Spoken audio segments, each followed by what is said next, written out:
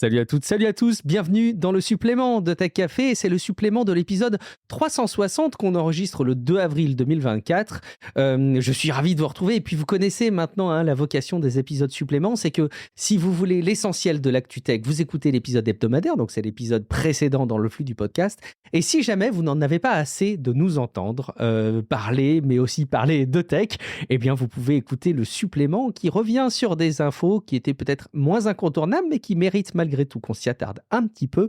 Je suis Guillaume Vendée, je suis ravi de retrouver le responsable du conducteur de cet épisode, c'est Guillaume Poggiaspala. Salut Guillaume, comment vas-tu ? Mais ça va très bien, nickel. Eh ben écoute, merveilleux, continuons sur cette belle lancée et puis abordons toutes les news tech. Je vous rappelle juste avant, bien entendu, que si jamais vous aussi, vous trouvez que participer, alors peut-être pas participer, parce que vous participez pas à titre individuel, mais bon, quelque part, est-ce que les auditeurs participent pas un peu, Guillaume ? J'allais dire...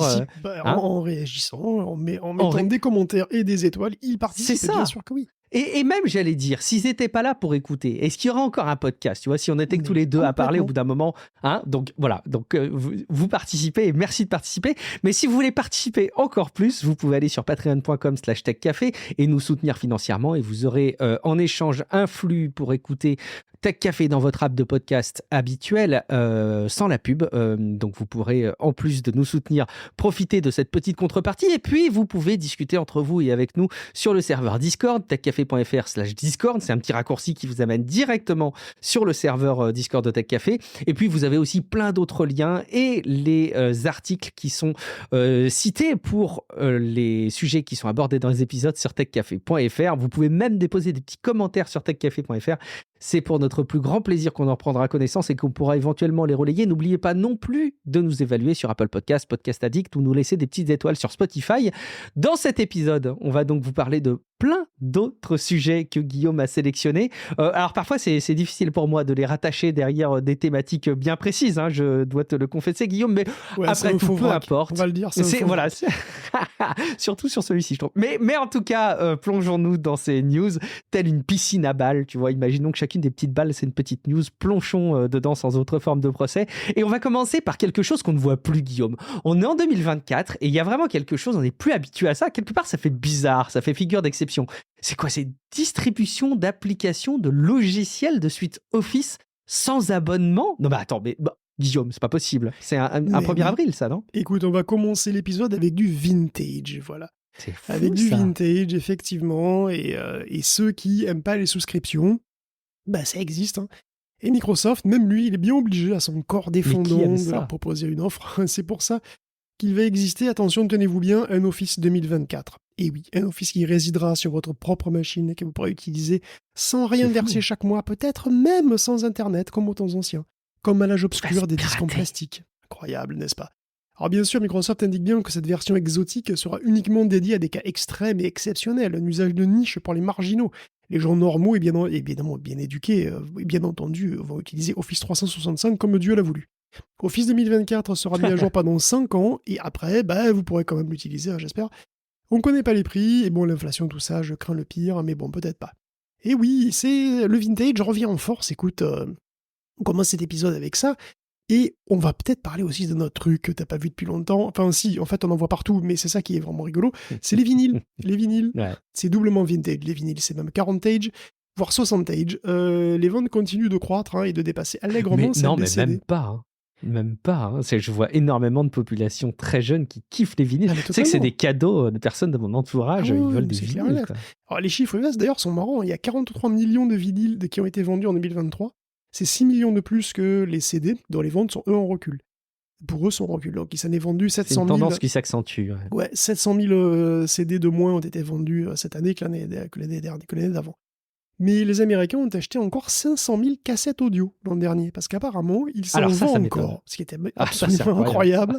Bon. Parce qu'il n'y a vraiment pas d'avantage, quoi. La cassette, il n'y a pas une saveur du son particulière, c'est vraiment pas pratique, c'est pas beau comme objet. Non, mais c'est bon, non, mais c'est bon, écoute, qu'est-ce que t'as contre les... C'est quoi cette cassettophobie, là? Bouh, la cassette. En tout cas, le chiffre d'affaires du vinyle progresse, mais bon, alors le streaming reste toujours immense, voilà, super majoritaire, parce que c'est 84% des recettes. À noter que les Américains ne sont que 3% à acheter leur musique en dématérialisé. Donc soit on stream, soit on achète en physique, mais bon, entre deux, ça n'a pas d'intérêt. En France, c'est un peu la même tendance, on a 5,5 millions de vinyles qui ont été achetés en 2023, en progression de 5,5%, par une majorité de jeunes, effectivement, plus de la moitié ont moins de 35 ans. Donc le vinyle, c'est désormais 12% du chiffre d'affaires de la musique. Donc on note un vrai goût pour le physique, voilà, et certains c'est mécaniquement inexplicable. Enfin, on peut raisonner par sentiment d'avoir l'objet. Allez, nous allons avoir cette discussion. Le vinyle est-il supérieur au CD et supérieur au Spotify super compressé tout pourri? Non, je sais pas, je vais pas rentrer là-dedans, mais en tous les cas, effectivement, il y a un côté sensuel. Écoute, au vinyle, il y a un côté social aussi. Tu peux... Voilà, tu peux te réunir pour écouter un disque, t'as des artworks qui sont plutôt bien foutus souvent, c'est plutôt bien présenté, il y a plein de trucs, il y a plein de trucs. Au-delà de la qualité du son, qui est un débat que je ne veux pas avoir, il y a aussi plein d'avantages, si tu veux, à ritualiser l'écoute de la musique comme ça, et l'existence des albums, etc. C'est des choses qui continuent à plaire à une partie, en tout cas du public, une partie qui n'est pas négligeable en réalité, parce que 12%, c'est pas négligeable comme public. Et donc oui, le physique, c'est fantastique. C'est pour ça qu'on a une rubrique où on va parler que de trucs physiques. Même si, effectivement, il y a très très très très peu d'autres trucs plus précis qui relient ces sujets, je reconnais. Mais oui, il y a un fil conducteur malgré tout. Mais c'est marrant, je trouve que le vinyle est pour moi l'exemple le plus poétique qui me montre que la logique de la consommation de l'être humain n'est pas manipulable à 100%. Tu vois, pour moi, c'est un terrain de revendication de l'humanité, le vinyle, pour dire... Enfin, moi, vraiment, objectivement, je pense qu'il y a plein d'autres solutions pour écouter la musique de manière plus pratique. Mais le vinyle, c'est un gros avantage aussi, c'est que tu le possèdes. Parce que t'es abonné à Spotify, demain t'es plus abonné, t'as plus de musique. Mais le CD, tu le possèdes aussi, tu vois. Oui, mais le CD, ça sonne pas pareil. Ah, bon, je ne rentrerai pas dans ce débat. Non, David, qu'on rentre pas dedans. Le piège. Bon, allez, en tout cas, big up à vous, et je sais qu'il y a plusieurs personnes qui aiment d'ailleurs le moment vinyle et qui disent j'adore chez moi poser un vinyle, m'installer dans le canapé et boire un petit café, un petit alcool comme ça. Bon, écoute, big up à vous. C'est pas ma cam, mais je respecte énormément et je trouve ça très chouette. Et je fais pas de pub pour la consommation d'alcool. Ah oui, non, certainement pas. N'allez pas imaginer que je vous y encourage, bien entendu. Par contre, les vinyles, achetez-en, c'est bien. Et oui, jusque dans les magasins, c'est fou, ça faisait très longtemps que j'étais pas allé me balader dans des rayons musique de magasins. Et en fait, j'ai été marqué de voir que les rayons vinyles sont immenses. Ah mais clairement, oui, mais oui, c'est clairement... Et j'aime acheter des vinyles en cadeau. Ah, parce que en cadeau, parce que je crois que t'as pas de platine, toi. Ah non, moi j'ai pas de platine du tout. J'ai même pas de lecteur CD. Enfin, si j'en ai... via des appareils qui ne me servent pas à écouter la musique. Mais offrir un vinyle, pour certaines personnes, c'est un chose.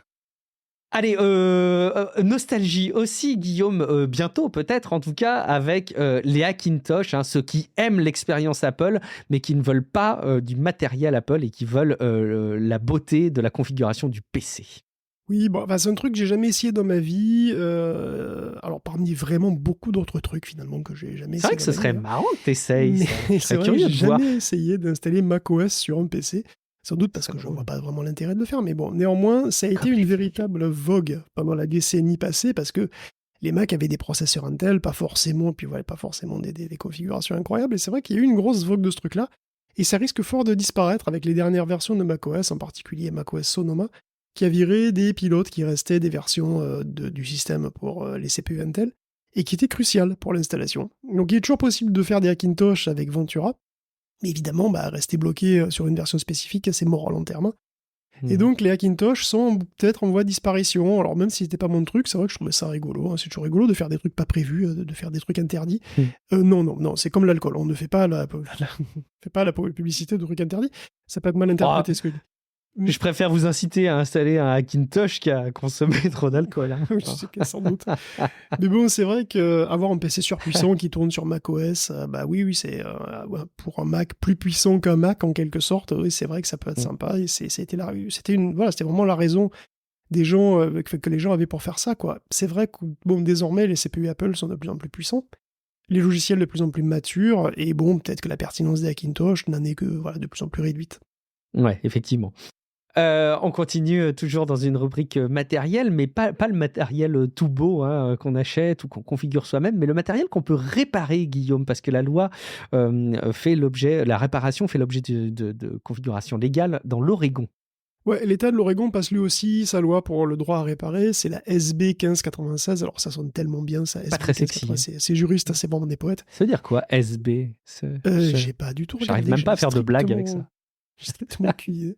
Mais voilà, en tout cas, ça a été voté, ce truc-là, une large majorité par 2/3 des participants, et comme en Californie, entre autres. Elle oblige les fabricants à mettre à disposition des pièces et des documentations, et en plus, elle interdit le verrouillage hardware. Donc cette pratique dont Apple était friand, qui consiste à faire en sorte que les composants se parlent entre eux, ils refusent de fonctionner si la réparation ne se fait pas exactement comme le fabricant l'a prévu, en l'occurrence souvent par ses propres soins et à ses propres tarifs. Des composants tiers identiques devront pouvoir être installés et ne pas provoquer de messages d'erreur anxiogène ou de dégradation intentionnelle des fonctionnalités. La loi entre en application le 1er janvier prochain. Puis bon, évidemment, elle veut ralentir le cycle infernal des renouvellements de téléphones, prolonger la vie de nos téléphones. Et d'ailleurs, comme la plupart des autres lois, la nouvelle réglementation de l'Oregon ne concerne pas d'autres équipements qui pourraient avoir été pertinents de couvrir, Par exemple, les consoles de jeux, les climatiseurs, les engins agricoles, etc., etc. C'est dommage, mais bon, c'est mieux que rien.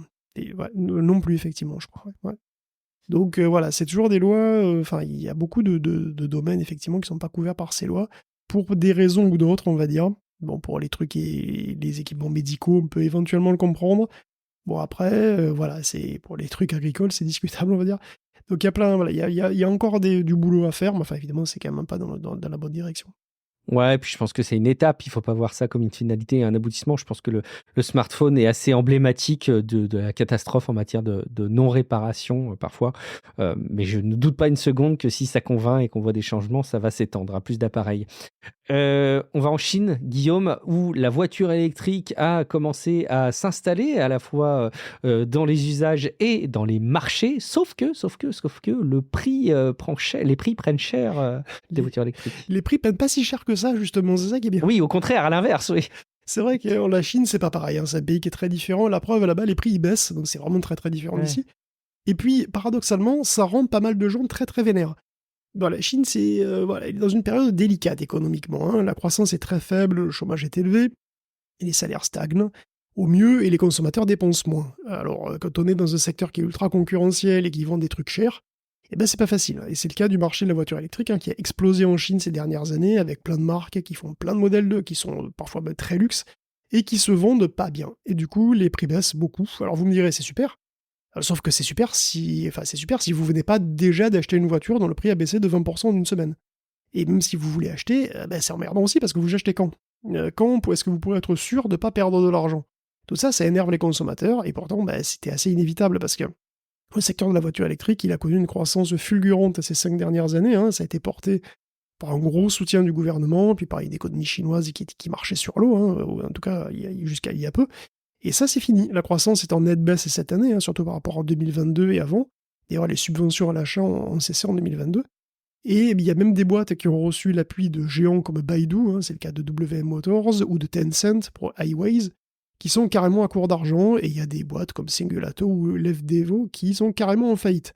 Ce qui pose un autre ensemble de problèmes, parce que plus de fabricants, plus de mise à jour, plus de pièces, plus de réparation. Votre voiture n'a pas intérêt à tomber en panne, parce que les logiciels de bord n'ont pas intérêt à bugger, parce que sinon, comment on fait une mise à jour ou quoi que ce soit. Donc votre véhicule peut devenir une très très grosse brique du jour au lendemain, et c'est pas terrible. Donc on est passé d'une phase explosive à une phase de consolidation pour le marché de la voiture électrique chinoise, et il y a encore trop de marques et trop de modèles, ça c'est sûr. D'après une boîte de consulting qui s'appelle AlixPartners, il n'y a qu'une trentaine de marques qui pourraient rester viables économiquement en 2030. Il y en a 160 aujourd'hui. Donc les prix vont rester à la baisse, autant sur le neuf que sur l'occasion, et donc on a un marché et des soucis de smartphone quasiment, pour un achat de voiture qui est d'ordinaire un achat long terme, donc c'est vraiment très bizarre, ta voiture c'est 10 ans ou plus. Là on a des myriades de modèles, pas toujours ultra fiables d'ailleurs, avec des logiciels pas toujours super bien cuits, dont le support peut cesser brutalement, et donc les prix fluctuent en plus. Bon voilà, donc je souhaite bien du courage à Tesla d'ailleurs, au passage, pour rester à flot ces prochaines années dans l'empire du milieu, parce que ça va tanguer sec. Ouais, ça va être violent. On reste en Chine, Guillaume, mais en matière de processeurs, a priori, il pourrait y avoir un bouleversement, non, parce que ce serait pas si soudain que ça, mais une confirmation de l'évolution du profil type de l'ordinateur en Chine, hein, avec définitivement plus d'Intel, plus d'AMD, mais d'autres architectures, dont certaines qui te sont si chères. Et oui, on parle Tu de vois de qui je veux puces. parler. D'ailleurs, évidemment, tu sais bien. C'est obligatoire. Donc, on va parler de plus de processeurs IA et de processeurs pas IA aussi, hein, d'ailleurs, parce que si l'Occident fait un embargo sur les puces, sur ses puces à lui, et veut pas en vendre à la Chine, il faut bien se dire que de toute façon, la Chine veut de moins en moins en acheter. Fin décembre dernier, le gouvernement chinois a pondu une liste de processeurs autorisés pour leurs ordinateurs. Alors, pour les superordinateurs, ils utilisent déjà leurs propres puces, hein, comme les Sunway ou les Lungsun. Pour les ordinateurs grand public, Shanghai a donné une liste des 18 puces préférées et aucune n'est occidentale. Intel et AMD sont complètement absents. Et l'architecture Intel elle-même n'est présente qu'à travers les Shaoxin Integrated Circuits qui possèdent une licence pour produire des compatibles Intel. Donc c'est pas des puces Intel. Donc on est très préférentiellement sur du MIPS ou du RISC-V. Et oui, normalement RISC-V obligatoire. En ce qui concerne les logiciels, c'est pareil, on a le droit à des distributions Linux locales. C'est pas la première fois que les Chinois nous font le coup de la préférence nationale, évidemment. Mais là, c'est en train d'entrer en vigueur, et d'ailleurs, les magasins sont en train d'écouler leur stock de matos occidental petit à petit, ça sera remplacé par du tout chinois. Alors, il n'y a rien dans cette liste qui soit super avancé technologiquement, hein, par rapport aux meilleurs trucs de chez AMD, Intel ou Nvidia.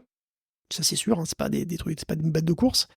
Mais pour des PC standards, ça peut suffire. Déjà, les Lungson 3A6000 de l'an dernier, qui avaient donc, voilà, on a vu des tests un petit peu l'an dernier sur les performances de ces puces totalement chinoises, hein, et c'était déjà comparable à des Core i3 de génération 10 ou des Ryzen de série 3000. Donc oui, c'est pas des bêtes de concours, mais ça suffit déjà pour pas mal d'usages.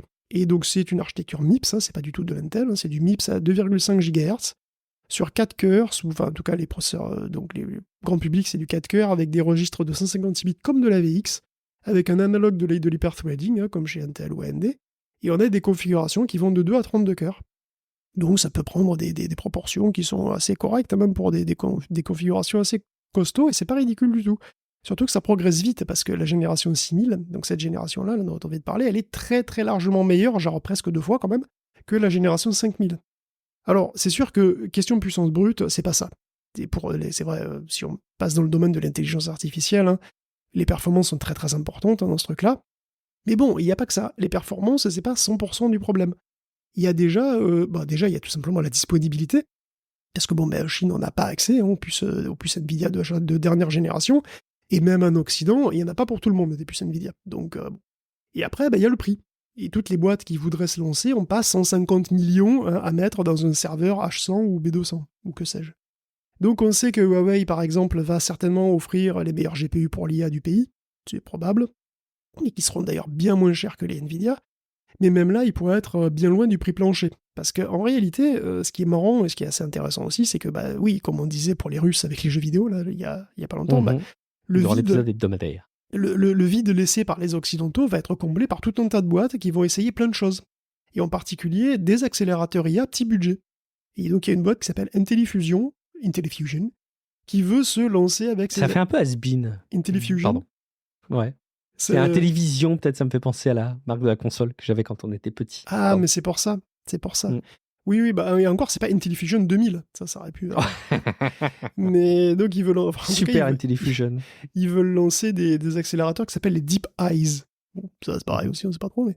En tout cas, les Deep Eyes, c'est pas des trucs qui visent le top du top. Ça vise 90% du scénario. Ça vise le ventre mou, quoi. Et il le fait avec une puce qui coûterait $140.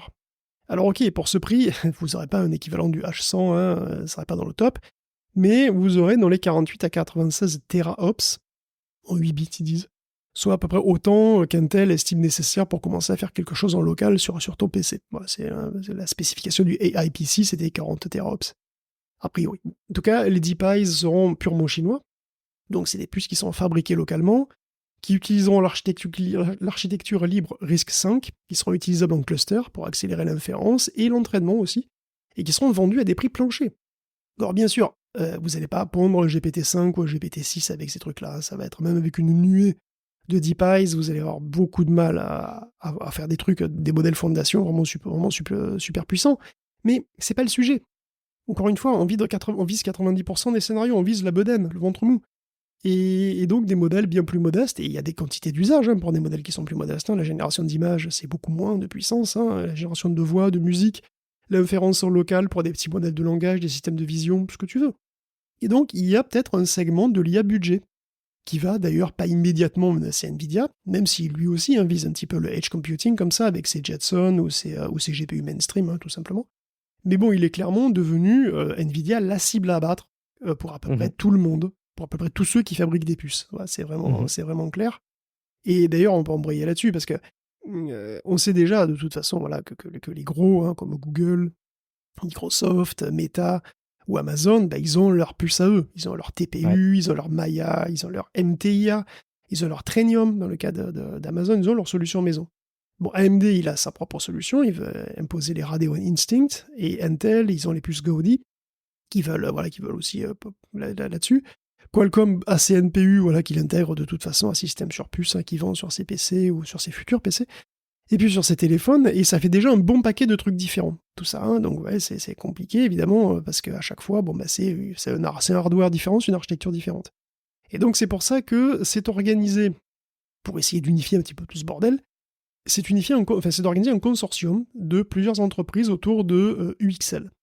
Alors UXL, c'est Unified Acceleration Foundation, et le but du UXL, c'est simple, c'est de créer une alternative à CUDA. Donc CUDA, c'est le langage des GPU NVIDIA. Il est en quasi-monopole sur le deep learning, on peut le dire. Et pourtant, il y a des alternatives. Il y a ROCm chez AMD, et il y a Cycle, alors c'est écrit SciCL, mais ça se prononce Cycle, chez Intel aussi. Et bon, le truc, c'est que CUDA, il était là avant, il était là depuis très longtemps, et voilà, du coup, c'est efficace aussi, faut pas dire le contraire, du coup, c'est en quasi-monopole. Et donc, UXL est constitué de poids lourds comme Google, ARM, Qualcomm, Intel, etc. Et il propose d'ailleurs, Intel, déjà une API unifiée. Alors, une API unifiée, c'est une API qui s'adresse à plein de hardware différents. CUDA ne s'adresse exclusivement qu'au hardware NVIDIA, alors que OneAPI peut potentiellement s'adresser à plein de choses. Donc OneAPI, c'est un truc interne, ça essaye de gommer les différences entre le langage et les accélérateurs auxquels il s'adresse, quoi. Donc UXL va peut-être se focaliser dessus, puisque Intel en fait partie, donc ce serait assez logique, permettre à OneAPI de croître, d'être beaucoup plus largement adopté, et du coup d'affronter la dominance de CUDA. Et il y a Samsung qui fait aussi partie du UXL. Et ce qui est intéressant avec Samsung, c'est que il est parti à fond, lui. Il est en train de mettre au point son propre accélérateur de deep learning qui s'appelle le Mach 1. Et pour le coup, lui, il se veut un concurrent frontal de NVIDIA. C'est-à-dire que le Mach 1 sera probablement un concurrent frontal de Blackwell. Donc la toute dernière puce dont on a parlé à la dernière GTC. Et Samsung, il est à fond dans l'IA. Il a ouvert un labo pour l'AGI. Il doit d'ailleurs, ce labo doit contribuer à mettre au point son accélérateur. Et donc, ce serait un accélérateur qui serait l'état de l'art dans le cadre de l'accélération pour l'IA. Et donc, ça devrait constituer une concurrence sérieuse à NVIDIA, concurrence qui s'organise d'ailleurs donc de plus en plus a priori. Voilà, il faut dire que une capitalisation boursière de 2000 milliards de dollars, ça fait rêver, ça fait des envies. Et donc, du coup, il y a une cible à abattre pour à peu près tout le monde de la tech, et elle a un blouson en cuir. Jensen Huang avec son style qu'on aura bien identifié maintenant. Et très classe, il est toujours. Classe. Merci Guillaume pour cette revue matérielle, mais j'ai bien vu le terrain sur lequel tu voulais nous emmener dans cette seconde partie d'épisode. Je vois clair dans ton petit jeu, Je vois clair dans ton petit jeu. Tu voulais nous amener à parler d'intelligence artificielle et en particulier d'intelligence artificielle générative. Et puis ça continue. Je pense que c'est compliqué maintenant de toute façon de passer un épisode et une semaine sans qu'il y ait des nouvelles propositions, de nouveaux services. Alors, plus ou moins convaincant. C'est quoi le niveau de la pêche de cette semaine, Guillaume ? Cette semaine, comme toutes les semaines, il y a encore eu plein de publications sur plein de nouveaux modèles de deep learning qui font des trucs magiques. Donc on va se faire un petit tunnel où on va les évoquer sans trop rentrer dans les détails. Donc on va évoquer ce que font les articles. Alors, on va commencer par Object Drop, qui est une recherche de chez Google et l'Université de Jérusalem. Et son concept est assez simple, et on le voit vraiment très très bien arriver très prochainement sur un pixel, ce truc-là, d'une manière ou d'une autre. Son concept est simple, c'est effacer, ajouter ou déplacer des objets sur une photo de manière crédible. C'est-à-dire que non seulement vous rajoutez l'objet, vous rajoutez n'importe quoi, une tasse, un chien, un ballon, n'importe quoi.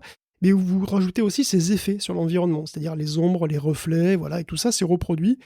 Ou évidemment, si vous enlevez l'objet, voilà, ce sera enlevé, et les effets aussi, selon le cas. D'ailleurs, les chercheurs commencent par enlever des objets, en réalité, donc ils vont constituer à la main, plus ou moins, un dataset de photos avec et sans un sujet précis. Donc une table avec et sans un verre de whisky, une savane avec et sans une girafe, et ainsi de suite. Et donc ils entraînent un modèle génératif dessus, et donc on fournit au modèle un masque de l'objet à virer, et on l'entraîne à générer une scène sans cet objet. Et ils aboutissent donc à un modèle qui sait retirer un objet d'une scène et les effets qu'a l'objet sur la scène. Voilà, du coup, ils ont un modèle qui est fonctionnel, et du coup ils peuvent s'en servir pour synthétiser facilement des couples d'images où on a l'objet et pas l'objet, puisque c'est le but du truc. Du coup, ils ont un dataset synthétique d'images où il y a donc des couples objet pas d'objet, et donc ils peuvent l'utiliser pour entraîner un modèle qui fait exactement l'inverse. On prend ce gros paquet d'images, et donc du coup, on peut démultiplier les données disponibles pour entraîner un modèle qui rajoute des objets. Et du coup, qui rajoute des objets et leurs effets dans la scène de manière réaliste. Donc on prend une photo de table et une photo d'un vase, qu'on montre les deux au modèle, et puis on lui dit, rajoute le vase sur la table. Et il va créer donc la table avec le vase, et on aura le reflet du vase dans le vernis du bois, on aura l'ombre du vase, etc. Et comme extension de tout ça, on peut aussi déplacer, du coup, un objet dans une photo, puisque ça combine les deux. Et donc on peut tout faire, rajouter, enlever ou changer des trucs dans une photo, et c'est quasi indétectable. Au premier regard, c'est impossible à repérer. Donc, pour continuer dans la manipulation des photos, on peut aussi parler de Flashface, qui est une recherche de chez Alibaba. Alibaba et Ant Group qui me semble est la division financière d'Alibaba. Et le but, c'est de faire un peu comme avec Instant ID, donc on générer des gens avec des visages qui sont conformes à une photo de référence. Donc Flashface semble marcher vraiment très bien, parce que vous prenez une photo, par exemple, de Mike Tyson, demandez Mike Tyson en Iron Man, demandez Mike Tyson sur une plage avec des lunettes de soleil, ou en version plus jeune de lui-même, vous aurez une photo réaliste à chaque fois, qui préserve à chaque fois son tatouage tribal caractéristique. Donc vous aurez la même tête et vous aurez le même tatouage. Flashface vous imagine de manière parfaitement crédible dans toutes les situations et à tous les âges. Donc je vous laisse imaginer le risque d'avoir des photos de jeunesse, entre guillemets, compromettantes de tout le monde et de n'importe qui, qui vont sortir comme ça. Oh, regardez, il a fumé de la bœuf, ou il a violé une chèvre, je ne sais pas, quand il avait 21 ans. Bon, voilà. Ce genre de truc devient possible officiellement avec Flashface. Sachez que le modèle peut aussi vous faire changer de sexe, ou même mélanger de personnes. C'est des heures et des heures de jeu. Bon, en ce qui concerne la génération d'images, on peut aussi mentionner rapidement FuriScale, qui permet à Stable Diffusion de générer des images de toutes les tailles, et pas seulement autour de sa taille nominale de 512 par 512 de 1024 par 1024. FuriScale, il va aller altérer de manière subtile, mais en profondeur quand même, le modèle, pour lui permettre de générer directement des images en 4K, si vous voulez. Sachant qu'on peut aussi générer des panoramiques, c'est-à-dire des images qui sont très larges, mais pas très hautes, ou combiner ça avec ses LoRa favoris. Voilà, il n'y a plus besoin d'upscaler, en fait, vous pouvez rendre directement le truc. Évidemment, le rendu sera très long, mais vous n'aurez pas ces espèces d'artefacts très bizarres que vous avez si vous rendez des images qui sont trop éloignées de la résolution nominale du modèle. Et on conclut ce petit tunnel de news avec un petit peu de 3D et Dream Polisher. Alors ça vient de l'université d'Oxford. Dream Polisher, c'est en référence probablement à Dream Shaper qui est un modèle custom de Stable Diffusion qui est très populaire. Alors, la génération 3D, il y a pas mal de trucs qu'ils font, il y a pas mal de modèles qui font ça, mais pour le moment, ça peine un peu... NVIDIA a présenté quelque chose d'ailleurs dans le cadre de cette présentation, si j'ai pas dit. Oui, tout à fait. Stability a tout à fait... ils ont présenté un modèle, ils ont sorti un modèle là-dessus, il y a la semaine dernière, je crois, qui marche d'ailleurs pas mal, mais qui justement ne rend pas des détails très fins pour le moment. Ils ont un petit peu de mal à rendre des détails. Je me rappelle, ça t'avait pas encore complètement convaincu sur le rendu, il me semble. Oui, alors je suis peut-être un gros enfant gâté, mais c'est vrai que j'étais pas complètement convaincu tout le temps sur les générations de ce truc-là, que je trouvais un petit peu de brut de décoffrage. Et justement, Dream Polisher, c'est ce qu'il cherche à faire. Il cherche à faire des modèles qui sont vraiment très fins, et il fait ça en 2 passes. Donc il commence par générer à partir d'un prompt un modèle en nuage de points, un modèle 3D, mais avec des nuages de points, donc c'est un peu grossier. Donc le nuage de points, en fait, il est colorisé après par un générateur d'images. Le générateur d'images, il l'a entraîné, et donc si tu veux avoir avoir différents... Il est entraîné sur des vues différentes, des vues à 360 degrés d'un modèle 3D. Et donc il va appliquer des couleurs, en fait, il va imaginer les couleurs sur le modèle d'un nuage de points en 3D, mais qui n'est pas coloré au début. Donc c'est lui qui va commencer à coloriser comme ça un nuage de points, qui sera donc en couleur, et qui va donner un modèle tout à fait reconnaissable, mais qui n'est pas très fin, très raffiné. Ensuite, on va le raffiner itérativement. Et là encore, on va utiliser un autre réseau qui va aussi le regarder sous tous les angles, et on va finir par avoir un modèle en éclat de gaussienne qui va être raffiné petit à petit. Alors, donc, éclats de gaussienne, les Gaussian splatting, qui vont atteindre un niveau de détail qui sera même supérieur à celui de Dream Gaussian, dont on avait parlé, je crois, il y a une éternité, il y a quelques semaines, à moins qu'il s'appelle Gaussian Dreamer, parce que je perds un petit peu le truc, parce que les deux existent, il y a Gaussian Dreamer et Dream Gaussian, je ne sais plus lequel on avait parlé, mais on avait parlé d'un des deux. Et donc voilà, donc ça donne des résultats qui sont assez convaincants, donc ça continue à avancer quand même assez vite, hein. Et même la génération 3D se rapproche carrément d'un outil utilisable en production de plus en plus.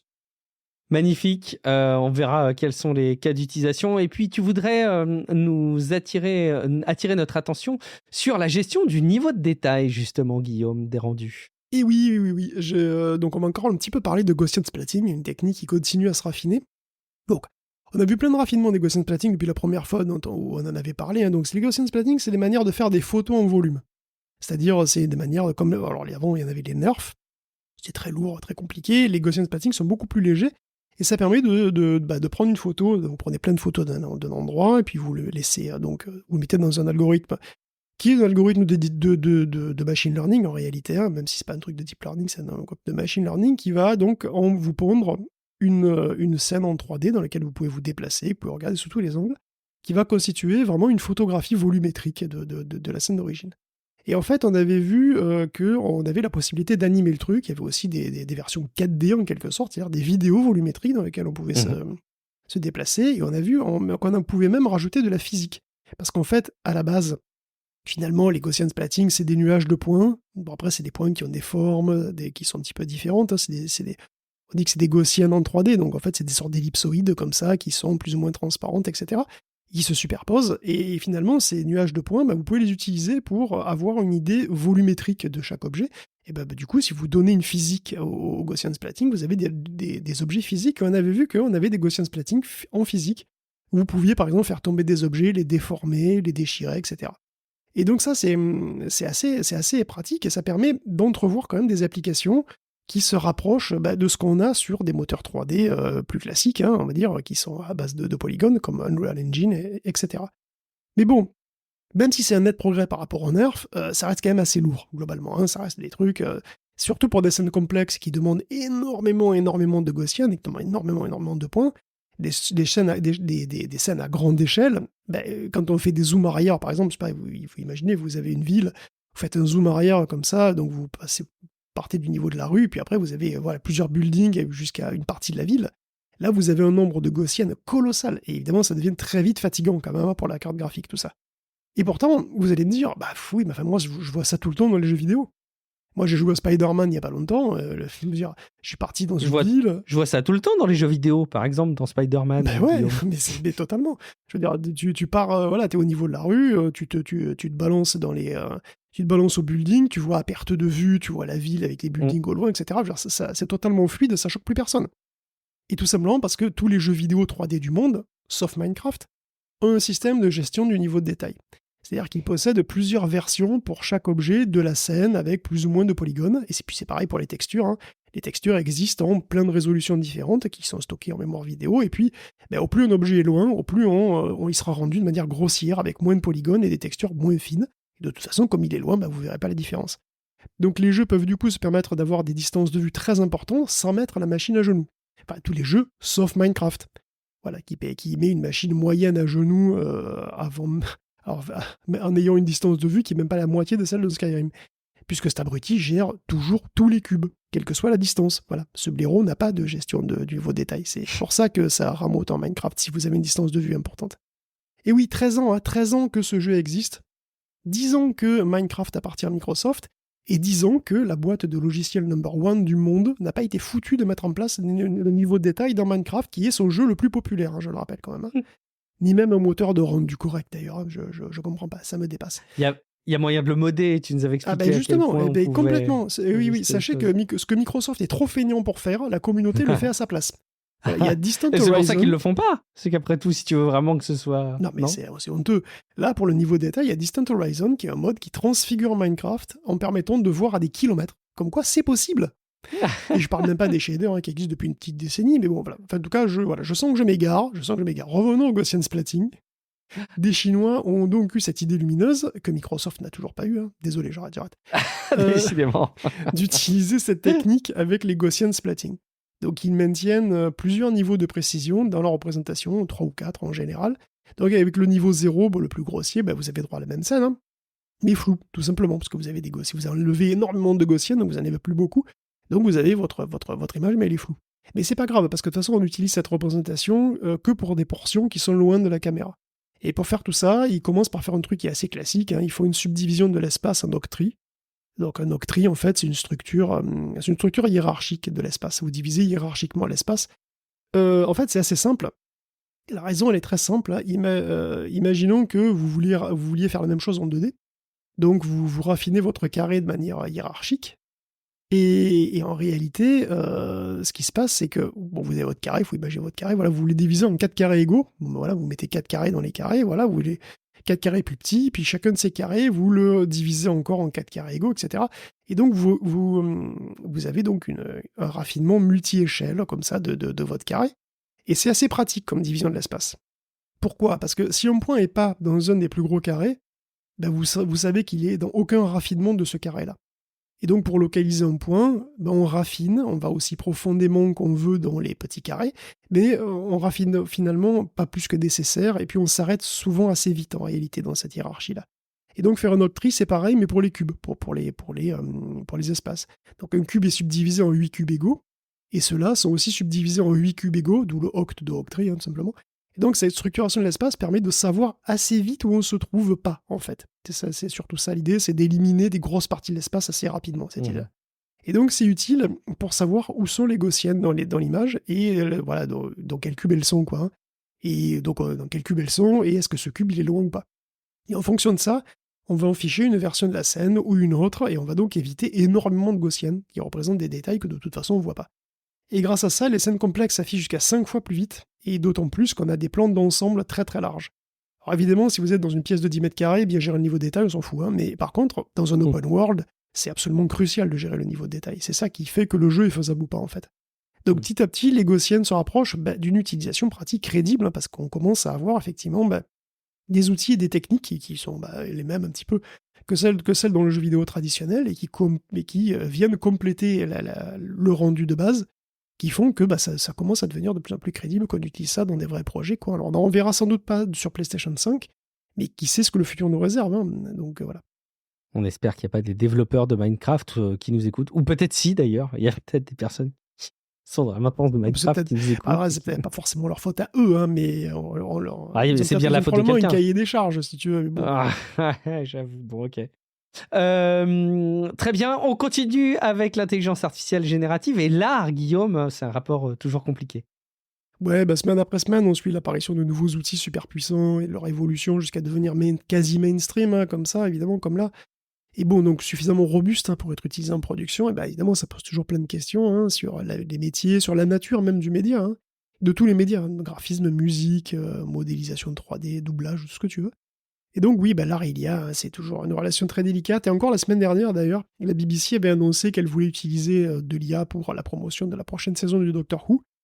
Et ils se sont pris un retour de flamme violent, donc ils ont tout annulé. Les fans de Doctor Who ne sont pas fans d'IA, il semblerait. Après tout, c'est normal, je suis sûr qu'il y a eu plein d'IA maléfiques, hein, dans le show. Ah ouais, peut-être qu'ils ont plein d'exemples d'IA qui tournent mal. Ouais. Je connais, voilà, show que je connais assez mal, en tout cas, personnellement. En tout cas, c'est loin d'être la première réaction très négative des fans face à l'usage d'IA par les studios. On se souvient de la promotion de Loki, et même très récemment, d'ailleurs, des soupçons sur une photo de la promo de Deadpool Cross Wolverine, là. Ça part facilement dans les tours. Mais pourtant, à l'autre bout du spectre, il y a Alex Ruben. Ruben, c'est un artiste en résidence chez OpenAI. Donc, je ne savais pas du tout, c'est une totale surprise pour moi qu'ils aient un artiste en résidence. Moi, c'est assez inattendu. Qu'est-ce que ça veut dire, un artiste en résidence ? Ça veut dire que c'est un artiste qui est à l'intérieur de chez eux ? Ouais, c'est un artiste qui expose chez eux, qui utilise leurs outils, et qui collabore avec eux de manière durable, quoi, vraiment sur la durée. Il est salarié probablement. C'est marrant. Je ne sais pas les détails, mais c'est tout à fait possible. C'est beau comme emploi, t'imagines ? C'est classe. Ah ouais, mais écoute... Mais c'est... Alors lui, justement, du coup, forcément, lui, il n'est pas forcément totalement anti-IA, il s'amuse justement à la croisée des chemins entre art traditionnel et IA. Il prend des trucs générés qu'il sculpte en dur, par exemple, ou alors il combine des morceaux d'images générées qu'il inspire et qu'il complète avec ses propres idées. Lui, il est intéressé par les interactions entre l'homme et la machine, et parfois il exécute même une œuvre d'art qu'il a demandé à ChatGPT de lui décrire. Du coup, ça floute complètement la notion d'auteur, finalement. Là, c'est qui l'auteur de ce truc-là? Est-ce que c'est lui? Est-ce que c'est Chatbot? Pas évident. Il itère donc aussi beaucoup en faisant des allers-retours entre les IA et lui. Voilà, il fait ça de manière très, très, très... Et alors, sans trop de surprise, il rapproche la génération d'images, en particulier de la photographie.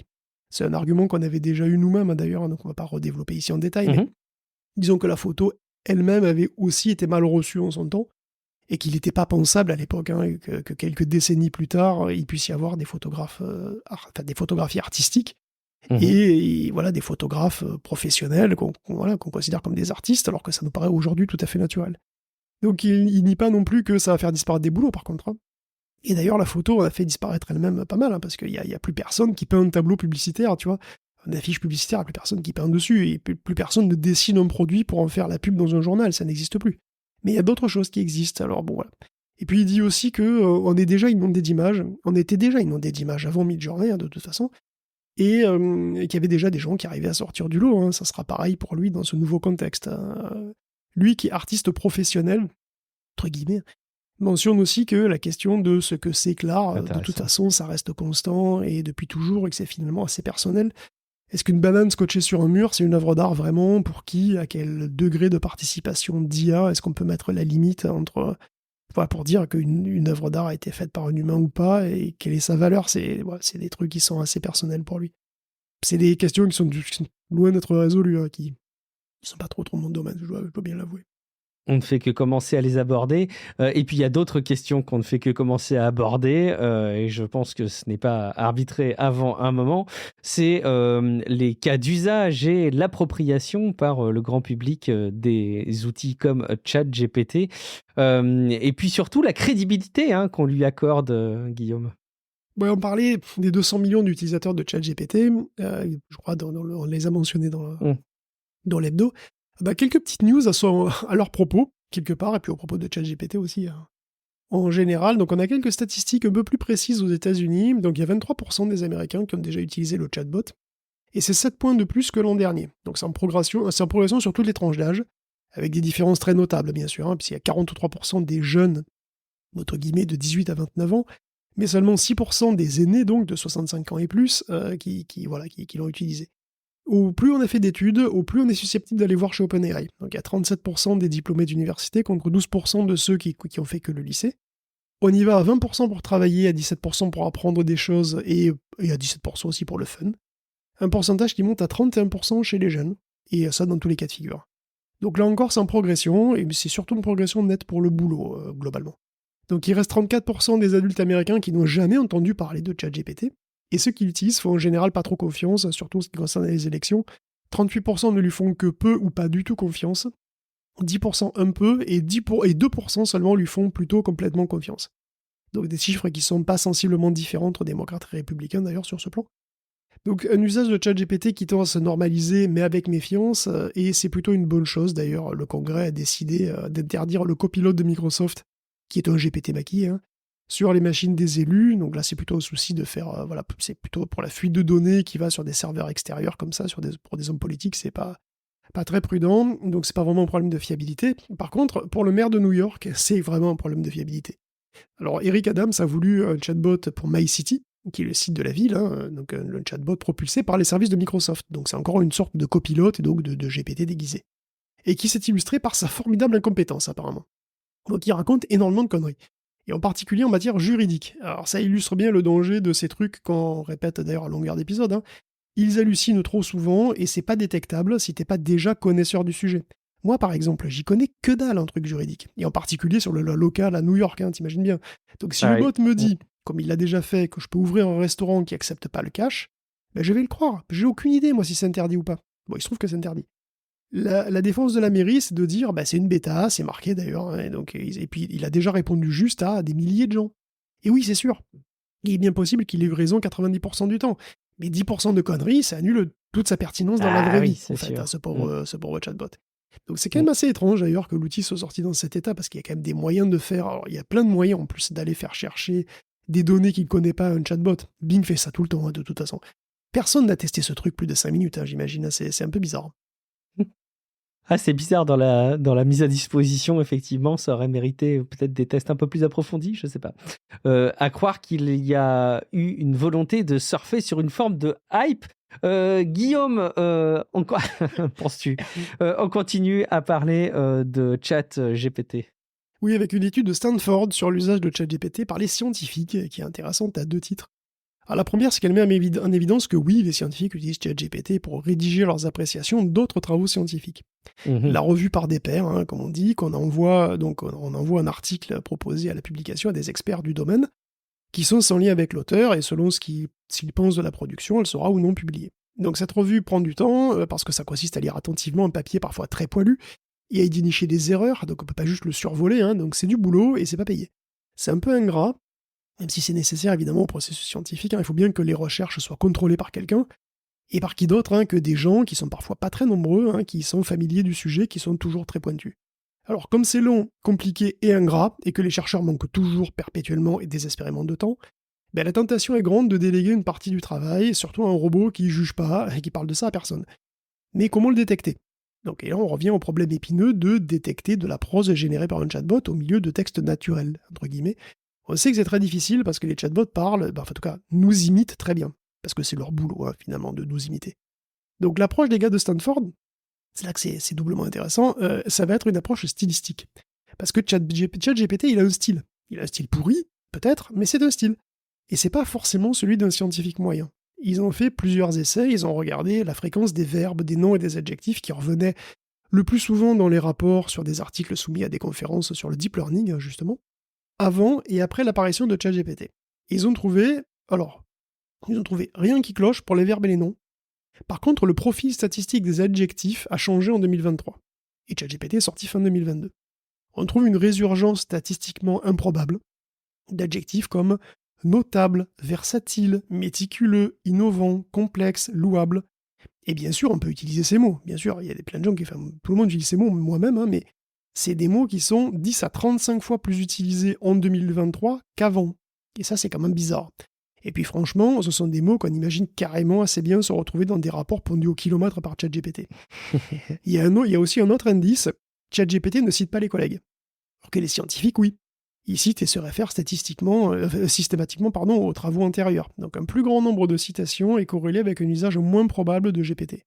En utilisant ces indices, ils ont quand même déterminé qu'entre 10 et 17% des revues par les pairs sur les articles des conférences en deep learning ont été rédigés substantiellement ou substantiellement modifiés, en tout cas par ChatGPT. Okay. Et c'est assez notable, parce que rien n'a été trouvé pour la revue de Nature, d'ailleurs. Hein. Donc ça varie apparemment beaucoup selon les domaines de recherche, j'ai l'impression, mais bon, voilà, ils sont allés plus loin et ils notent aussi des corrélations qui sont assez cyniques, même si finalement elles sont assez logiques. Par exemple, au plus on est proche des deadlines, pour envoyer le rapport, au plus l'usage de ChatGPT devient probable. C'est tellement évident, j'adore. Au plus t'es à l'arrache, et au plus... C'est génial. Évidemment. Au plus on a utilisé ChatGPT, au moins on répond volontiers s'il y a des commentaires ou des contestations. C'est formidable. Au plus on a utilisé ChatGPT, au moins on accorde de crédit à sa propre évaluation. C'est-à-dire qu'on dit oui, on évalue, mais bon, voilà, non, mais je suis pas vraiment un expert. Non, mais voilà. je dis ça, je dis rien. Hein, voilà. Enfin, enfin, et bon, c'est presque le plus inquiétant, on note aussi une homogénéisation des rapports quand ils sont créés par un chatbot. Ce qui est tout à fait logique. Si tout le monde utilise le même chatbot, tout le monde va finir par dire plus ou moins la même chose.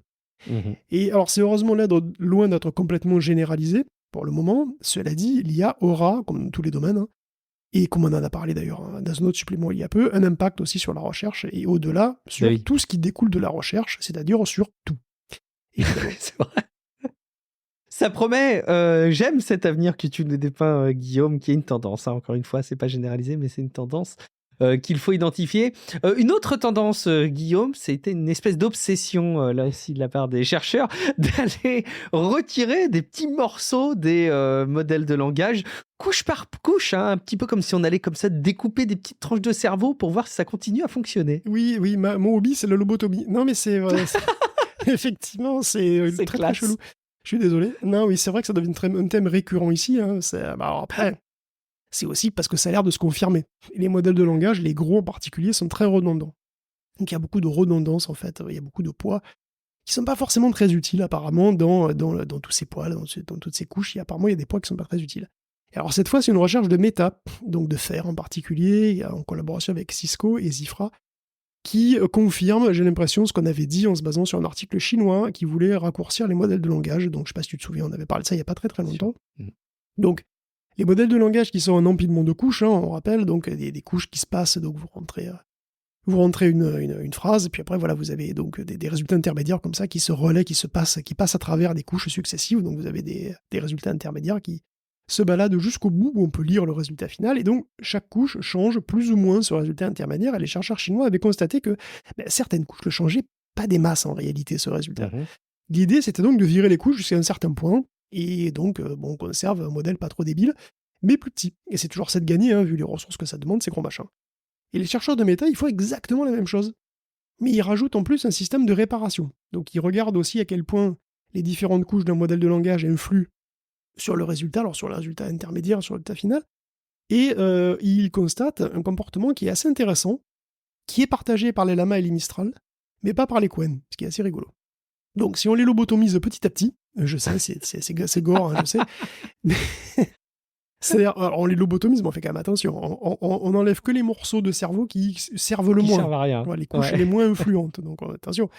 Donc on maintient en fait un bon niveau de performance sur des tests synthétiques. Donc on regarde vraiment comment est-ce qu'ils répondent à plein de questions pour voir s'ils répondent à n'importe quoi ou s'ils conservent un petit peu de santé mentale. Et donc ils conservent un bon niveau de performance jusqu'à ce qu'on enlève entre 30 et 40% des couches. Après quoi les performances s'effondrent. Donc c'est assez marrant parce qu'ils deviennent brutalement débiles en fait. Et c'est un comportement, effectivement, que Qwen ne suit pas, et donc c'est pas complètement universel. Et en fait, Qwen, il est... donc Qwen, c'est une autre famille de modèles de langage par rapport à Lama et au Mistral, et donc, qu'apparemment, Qwen est peut-être aussi mieux entraîné, ses couches sont peut-être plus saturées, donc il y a peut-être moins de poids redondants dedans, c'est possible, mais il y a aussi probablement d'autres subtilités. En fait, les interactions entre les couches de Qwen suivent un schéma qui est un peu différent, et donc virer des couches est plus casse-gueule, finalement, que chez les Lamas. Un Lama 2, apparemment, c'est les Lama 2, le gros Lama 2, là, apparemment, c'est le plus facile. Tu vires les couches profondes, sauf la dernière, tu es assez sûr que ça change pas grand-chose, en fait, au résultat. Alors, pour faire maigrir Lama 2, tu vires 30% des couches, par exemple, et des couches profondes, et tu conserves à peu près les mêmes performances.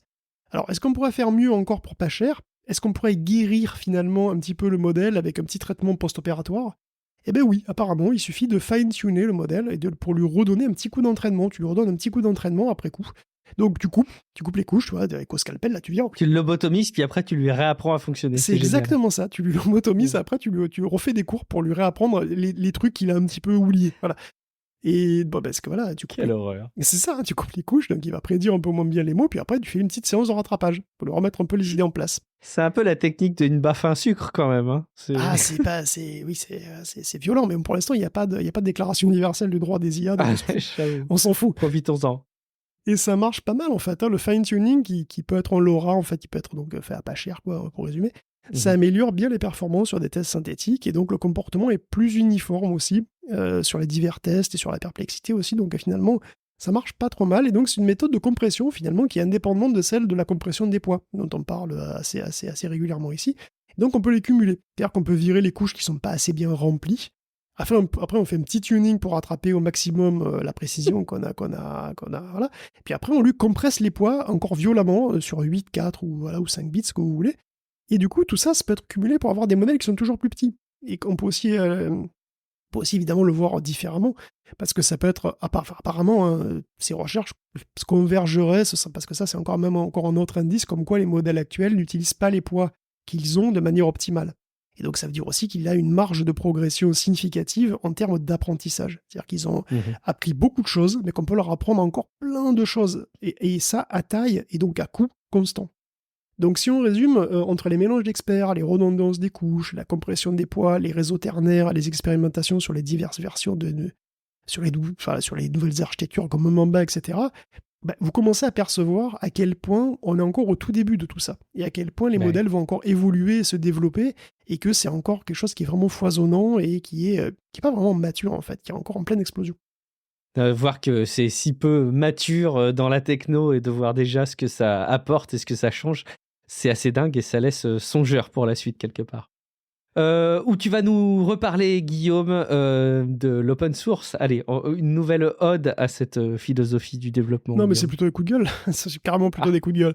C'est pas complètement open source, mais c'est vrai qu'il y a une partie, hein, parce que bon, là, on vient de parler de choses enthousiasmantes. Et donc là, je vais faire une rubrique amère. Redis, c'est une base de données que j'avoue, je connaissais pas, une base de données qui s'utilise en mémoire. Elle est néanmoins très utilisée et jusqu'à il y a peu, elle est toute open source. Et quand j'ai dit très utilisée, la boîte pèserait 2 milliards de dollars. Donc oui, c'est quand même très utilisé. Et à partir de la prochaine version, Redis passe en source ouverte. Alors, ça veut dire que la source sera releasable, mais elle ne sera pas modifiable. Elle ne sera pas non plus utilisable par d'autres codeurs, hein, comme c'était le cas jusqu'ici. C'est plus open source. Ok. Elle est plus totalement open source, effectivement. Elle était en BSD. Là, elle passe quasi fermée, en fait.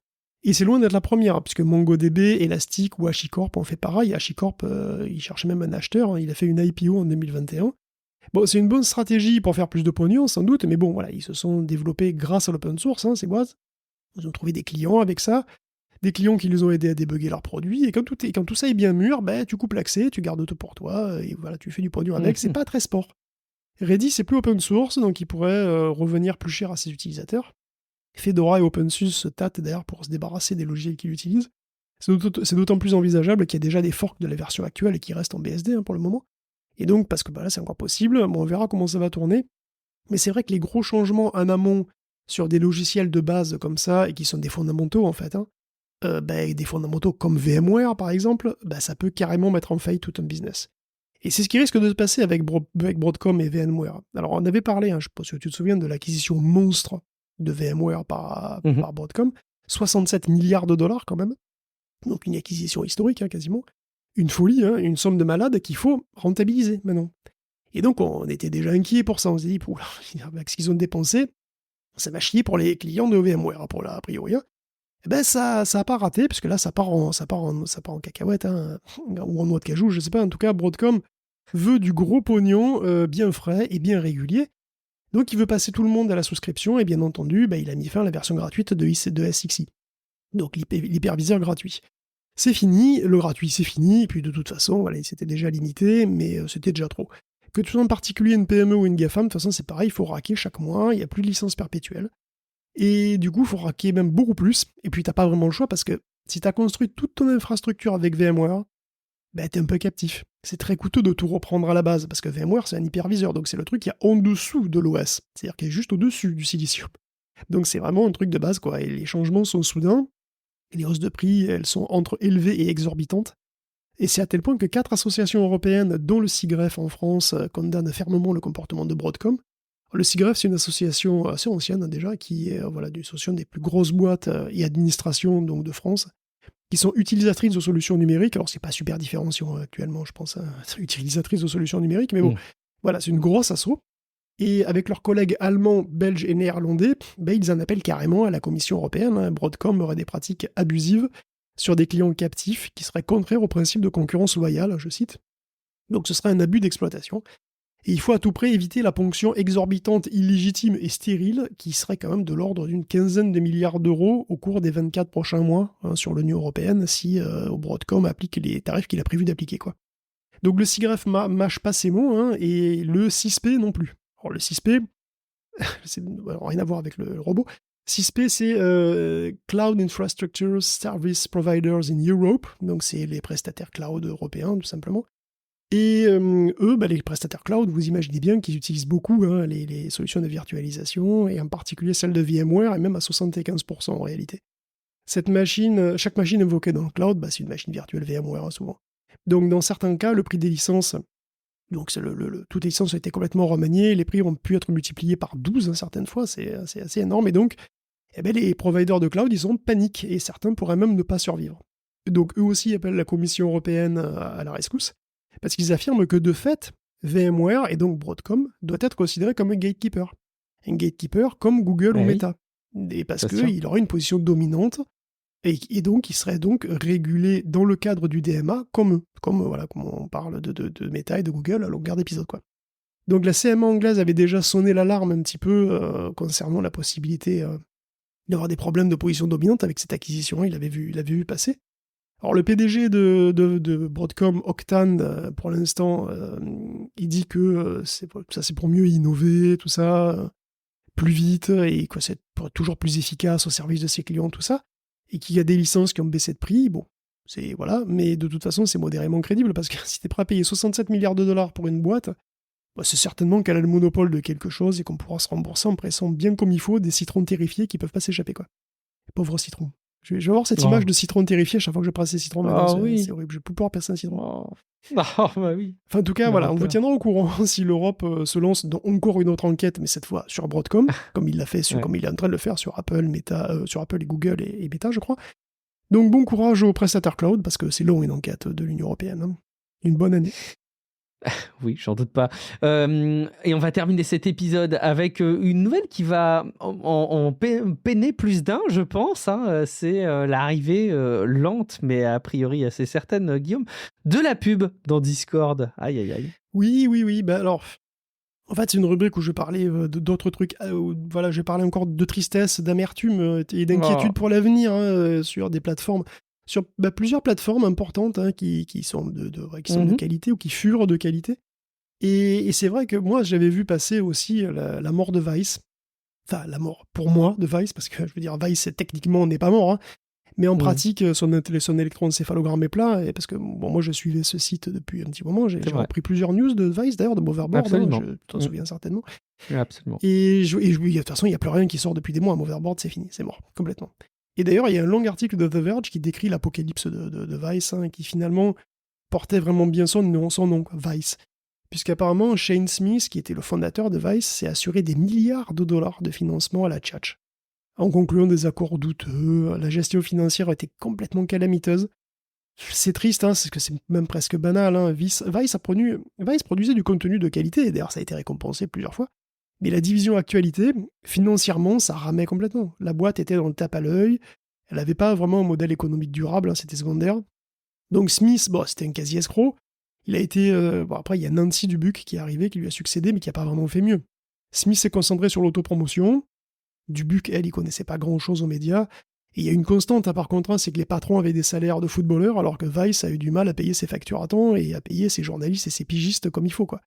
Donc voilà, le château de cartes s'est effondré en 2023, l'entreprise a déposé le bilan, elle a licencié des centaines d'employés et fermé son service d'information, donc elle a été rachetée par un fonds d'investissement, je crois. Et voilà, Vice Studio veut se concentrer sur le contenu vidéo pour les réseaux sociaux, je crois que j'en avais parlé d'ailleurs, c'est tellement fumeux de toute façon qu'on se demande si Vice a jamais eu l'intention d'être une véritable entreprise, ou si Smith l'a pas monté de toutes pièces pour se faire du blé. Mais bon, effectivement, autre plateforme d'autres plateformes qui risquent de changer, ça me fera encore plus mal, je vais dire. Peut-être que le truc, c'est Reddit, parce que Reddit, on l'a déjà évoqué, il est rentré en bourse il n'y a pas beaucoup, il y a pas longtemps, et ça a été un feu de paille. Vraiment, c'est parti fort, et puis ça n'a pas duré. Puisqu'il a été, je crois, l'action a été introduite autour de $50, elle est montée à 68 dans la semaine qui a suivi, et là, elle est redescendue à 45. Donc voilà, presque immédiatement, de toute façon, les experts ont considéré que l'action était surévaluée, et comme par hasard, 2 cadres de Reddit ont revendu massivement leur part dans la semaine. Et dont le CEO. Le CEO a largué 500 000 actions et la COO a largué 514 000. C'est pas la totalité de leur part, loin de là, puisqu'on est dans le... Voilà, la COO, par exemple, a dû liquider un quart de ce qu'elle possède. Mais quand même, si les perspectives sont bonnes, pourquoi tu vendrais si vite ? Bon, quand je pense que Reddit a offert aux modérateurs les plus impliqués d'acheter des actions au prix plancher pour les récompenser, entre guillemets, de leur service, c'est quand même assez savoureux. C'est inquiétant quand même, parce que les investisseurs, du coup, doivent pas être super enthousiastes, évidemment. Eux, ils vont vouloir des bénéfices, ils vont vouloir que l'action remonte. Qu'est-ce que ça veut dire pour le vénérable Reddit ? Je sais pas. Des changements, sans doute pas pour le mieux, mais bon.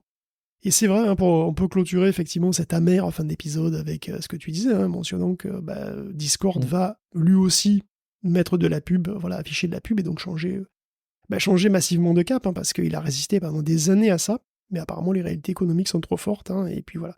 C'est des pubs qui sont pas trop intrusives pour commencer, mais bon, c'est quand même un début, et bon, c'est vrai que c'est pas forcément super joyeux de voir arriver de la pub aussi sur Discord, et il faut donc vraiment partout, quoi.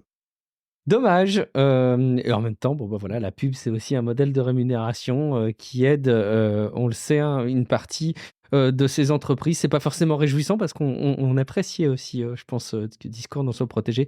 Après, voilà, c'était pas une pub de Discord, mais on sait qu'il y en avait beaucoup qui investissaient aux grandes dames de ceux qui gèrent des serveurs. de la pub, entre guillemets, en tout cas des promotions vers des trucs assez indésirables, mais c'est évidemment un autre sujet. Merci Guillaume pour la préparation de cet épisode supplément de Tech Café. On a à nouveau, je pense, rempli notre devoir qui a été d'animer une partie du quotidien de nos éditeurs en leur apportant une information qualifiés dont ils peuvent retrouver les sources dans les articles qui accompagnent la parution des épisodes sur techcafé.fr ou dans les notes de l'épisode du podcast, bien entendu. Et dans ces notes, on va aussi retrouver plusieurs choses, dont le serveur Discord, techcafé.fr/Discord. Mais donc, si vous cliquez sur le lien Discord, vous arrivez directement sur le serveur pour discuter entre vous et avec nous. Et évidemment, vous avez également un lien vers la page Patreon, patreon.com/techcafé, qui vous permet de nous soutenir et de profiter en échange du flux du podcast pour écouter les épisodes dans votre app de podcast favorite, sans la pub. Merci beaucoup pour votre fidélité. Et puis, bien entendu, je ne peux pas raccrocher de cet enregistrement sans rappeler aux auditeurs où on peut nous retrouver à titre individuel. Et Guillaume, par exemple, toi de ton côté, où est-ce qu'on peut te retrouver ? Attention, ne me dis pas qu'on peut te retrouver en train d'améliorer la gestion du niveau de détail dans Minecraft. Oh non, mais tu m'as grillé. Ah, mais... parce que moi, j'allais dire qu'on me retrouve sur Minecraft, effectivement, mais uniquement avec des shaders, grâce à Iris, ça et marche, une distance de vue de fou grâce à Distant Horizon. Et rien de tout ça grâce à Microsoft. C'est des manchots chez Microsoft. C'est tout. Et non, mais sans rire, allez voir sur YouTube ce que Minecraft aurait dû être depuis 5 ans. C'est-à-dire Minecraft avec Distant Horizon, vous allez voir, c'est impressionnant. Et oui, les niveaux de détail, ça n'a l'air de rien, mais ça change tout. Merci Guillaume. On vous renvoie aussi vers un épisode dédié à Minecraft que tu as fait. J'ai un doute maintenant, c'était un hors-série de Tech Café ou c'était un paraculte ? Très bonne question, je crois que c'était un paraculte. Merde ! Je crois que c'était un paraculte. Ah ben, ce sera une bonne motivation pour vous. Paraculte est encore dispo dans les apps de podcast. Allez regarder, il y a un épisode sur Minecraft. Oui, je crois que c'était Paraculte. Allez, merci beaucoup Guillaume pour la préparation. Je suis Guillaume Vendée, vous me retrouvez sur les réseaux sociaux, mais surtout dans quelques jours pour un prochain épisode de Tech Café. Ciao à toutes et à tous. Ciao à tous.